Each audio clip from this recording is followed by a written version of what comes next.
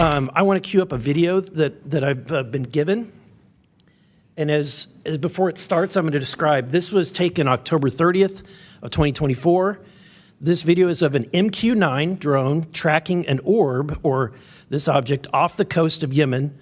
You'll see that another MQ-9 launched a Hellfire missile. That you cannot see that drone. And so I'm not going to explain it to you. You'll see exactly what it does.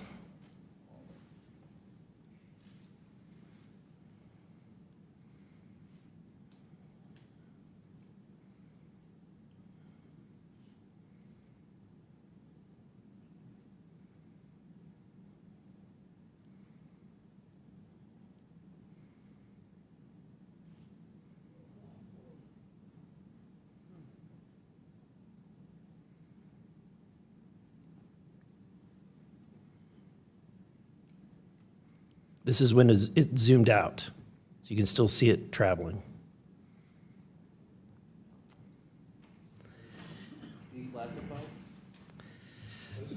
So, Mr. Knapp, do you have you heard about events like this occurring? And what information might you have? I have heard about events like this. I have heard about this event. Jeremy Corbell and I talked about it in one of our episodes a while back. We did not have the video, though. There are servers where there's a whole bank of these kind of videos that Congress has not been allowed to see, that the public hasn't been allowed to see. Occasionally, some of that stuff gets out in the wild, and it comes our way. It should be going to you. The public should be seeing this stuff. And why you're not allowed to, I don't know. But that's a Hellfire missile smacking into that UFO and just bounced right off. And it kept going.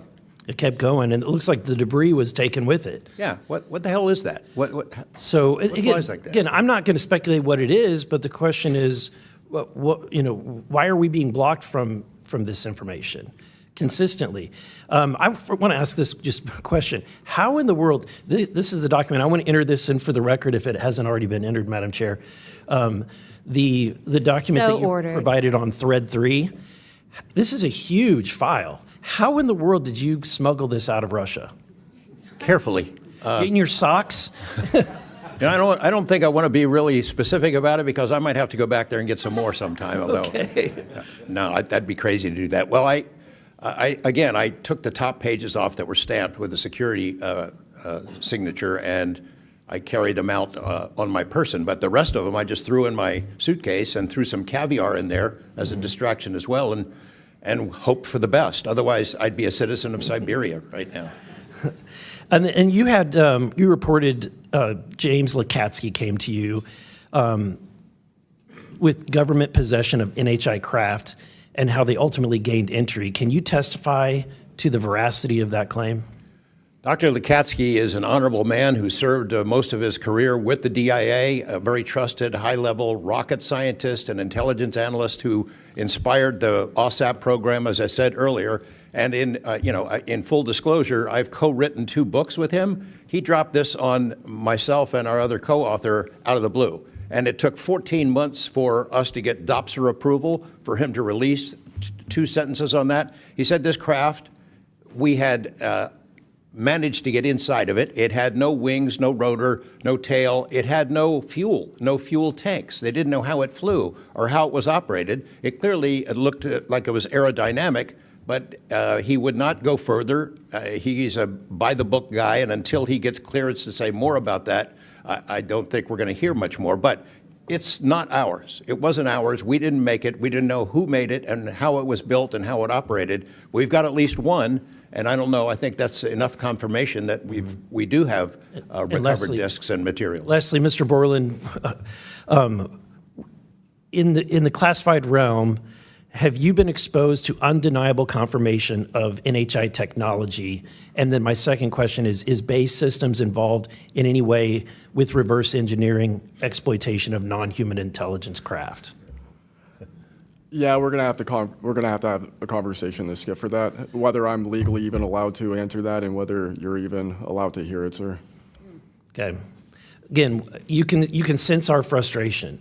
And so I just want to thank you for coming forward. We will continue to fight because, look, this is about making sure that this government belongs to the people and restoring the republic the way it was intended to be. Madam Chair, I also have further witnesses of courageous individuals. It was given to me by Dr. Stephen Greer, including Michael Herrera and his testimony. We have Roderick Castle and his testimony, Randy Anderson, his testimony, Stephen Digna, and others, 3 others, all saying similar things to what the witnesses today have said, and I would like to enter that into the record as well. No objection. You know, at this point, I think it's clear from the hearing that there's advanced technologies that are taking place in our airspace. You know, the question is, and I posed it in one of the previous hearings, is it ours, is it theirs, or is it otherworldly? There may not be a silver bullet at the moment, but when you look back through the hearing and the evidence that's been presented, if you're going to point the American people to one piece of evidence to start their journey on this topic, what would you suggest, sir? One piece of evidence,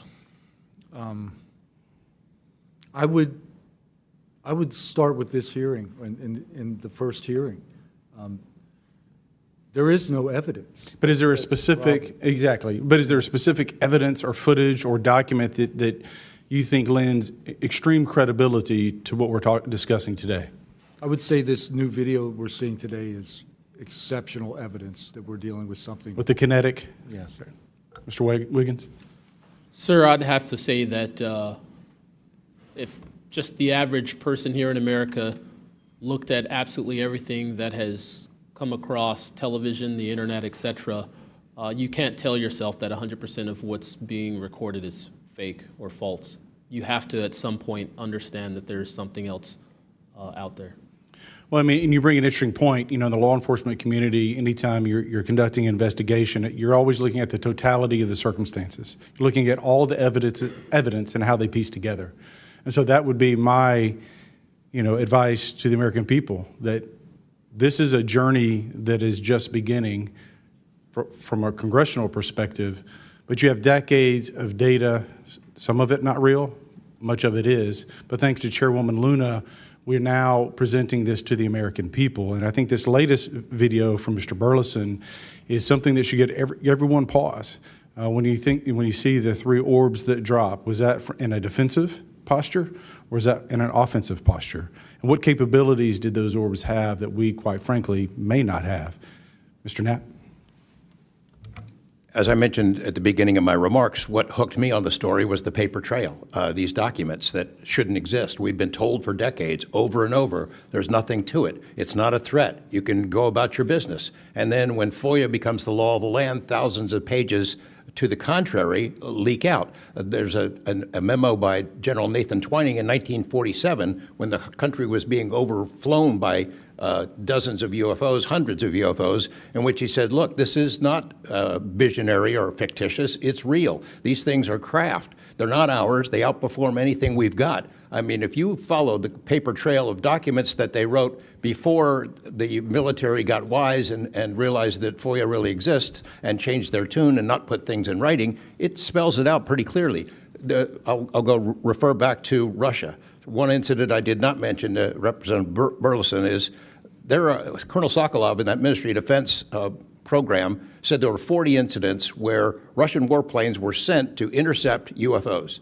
And they were ordered to fire on them. And for the most part, the UFOs would zip away. 3 of the pilots, though, did fire at these things. Those 3 planes stalled out, crashed. 2 of those pilots died. And after that, the Russians changed the standing order. If you see a UFO, leave them alone. No country in the world wants to say and admit that these objects are flying around in our airspace and there's nothing we can do about it. I mean, who wants to say that? The U.S. certainly doesn't. The Russians didn't either. And I've got to be almost out of time, but Mr. Berlin, then you, sir, real quickly. Yeah, to be honest with you, I think Bob Lazar, and not for the reasons that most would talk about, mainly because Bob Lazar was immediately discredited. They said he never worked where he worked. They said he never did what he did. But yet Bob Lazar showed up with a bunch of friends and a video camera and was filming these test flights in the middle of the desert. So clearly he knew something. you.